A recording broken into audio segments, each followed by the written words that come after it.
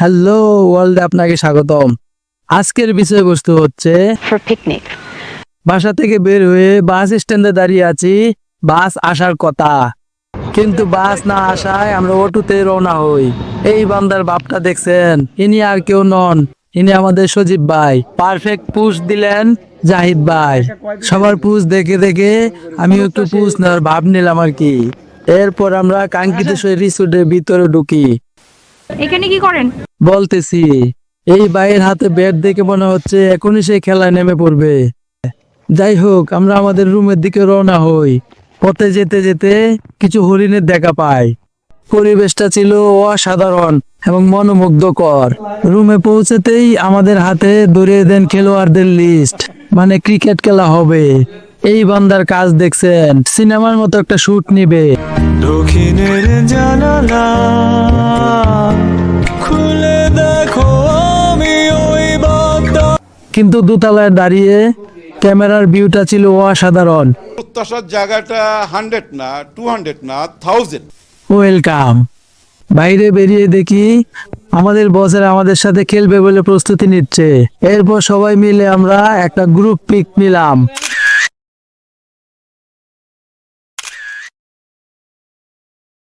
এরপর আমাদের মাঝে চলে আসে আমাদের নায়ক আনোয়ার ভাই। তাকে শুধু নায়ক বললে ভুল হবে, একই সাথে উনি গায়ক, এটিএন বাংলার মাহবুব স্যারের মতো। ঘুমাতে পারি না সারা রাত ধরে। এবং ডিসকভারি চ্যানেলের সেই বিয়ার গ্রিলসের মতো দুঃসাহসিক সব স্টান্ট তার পক্ষেই নেওয়া সম্ভব।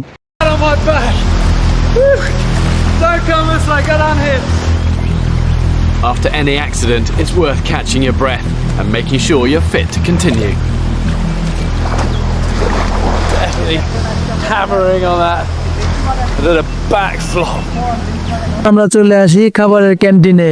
সকালের নাস্তাটা খুব খারাপ ছিল না, এই বান্দা খুব টেনশনে আছে। এরপর আমরা চলে যাই খেলার মাঠে। এরপর প্রথম ম্যাচে আমরা হেরে যাই, দ্বিতীয় ম্যাচে আমাদের টিম আবারও হেরে যায়। সব মিলিয়ে আমরা ক্রিকেট খেলা খুব আনন্দ করলাম। এই আনন্দের মাঝেই এক বান্দার কথা না বললেই নয়। ক্রিকেট খেলাটাকে উনি খুব সিরিয়াস ভাবেই নেন। না মানেন স্যারদের কোনো নির্দেশ, না মানেন বসেদের কোনো নির্দেশ, আর সহকর্মীদের তো কোনো পাত্তাই দেন না।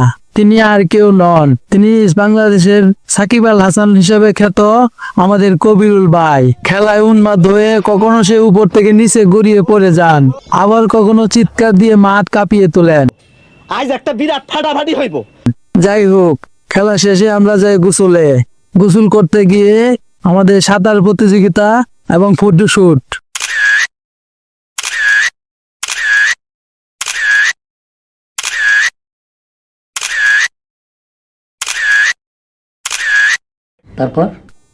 এরপর শুরু হয় দুপুরের লাঞ্চ। দুপুরের লাঞ্চ শেষ করে কেউ দোলনায় চড়ি, কেউ নৌকায় চড়ি, কেউ বা গাড়িতে চড়ি। এই বান্দার ভাবটা দেখছেন। এরপর পরে শুরু হয় আমাদের ফাইনাল ম্যাচ, এবং যার কথা বলছিলাম সেই কবিরুল ভাই ফাইনালে আম্পায়ারের সিদ্ধান্ত না মানতে পেরে উপর থেকে নিচে গড়িয়ে পড়ে যান।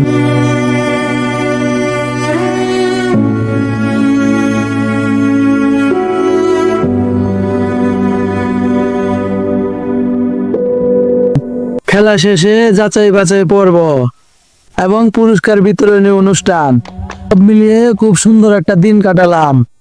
ভিডিও ভালো লাগলে বেশি বেশি ঘুরতে যান এবং আমার চ্যানেলটা ফলো এবং সাবস্ক্রাইব করবেন।